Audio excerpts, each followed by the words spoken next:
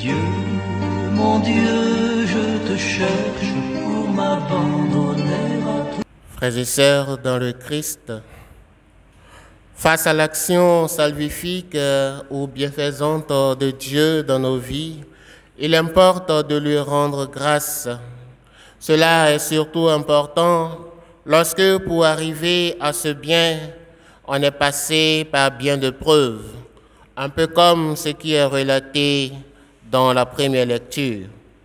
En effet, l'obstination de Pharaon montre ce à quoi l'on peut être confronté avant de parvenir à la réalisation de la promesse de bien édictée par le Seigneur pour nous. C'est pourquoi il importe de rendre grâce au Seigneur, car malgré les obstacles, l'accession au salut ou au bien finit toujours par se réaliser pour l'homme qui s'attache au Seigneur. C'est pourquoi le psalmiste nous propose diverses manières de rendre grâce au Seigneur pour tout le bien qu'il nous a fait.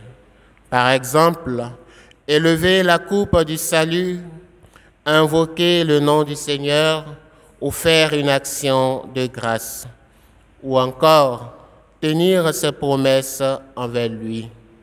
On peut remarquer qu'il y a diverses manières de rendre grâce à Dieu et le psalmiste n'évoque pas toutes ces manières. Nous pouvons nous aussi, à notre façon, trouver d'autres manières pour rendre grâce à Dieu.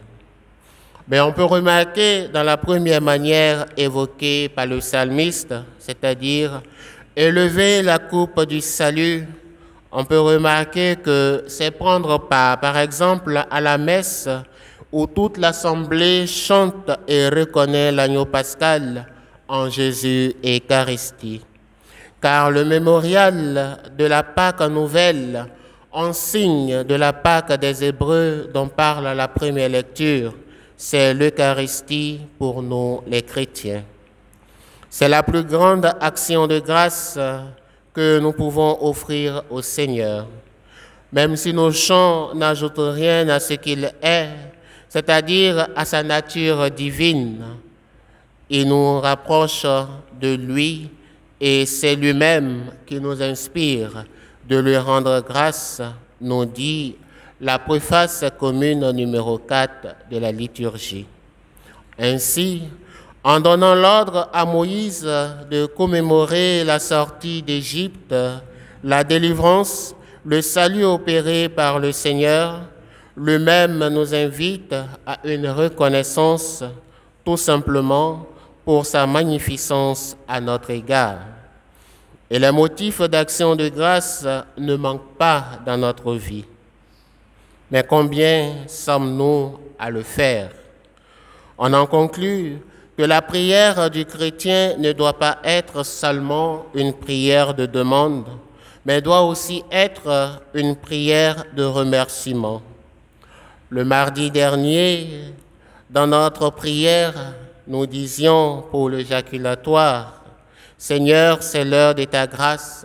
Seigneur, c'est l'heure de ta grâce pour mes frères. » Alors aujourd'hui, si nous avons vu sa grâce se manifester dans notre vie, ou si nous avons foi qu'elle se manifestera, nous pouvons tout au long de cette journée lui offrir cette action de grâce en disant tout simplement « Merci Seigneur pour ta grâce, merci pour ta sollicitude, merci pour ta délivrance, merci Seigneur pour ce que tu es. » Que Dieu vous bénisse et qu'il soit toujours avec vous. Fleurir où Dieu nous a semés, puisque c'est lui le jardinier, puisque sa grâce nous suffit.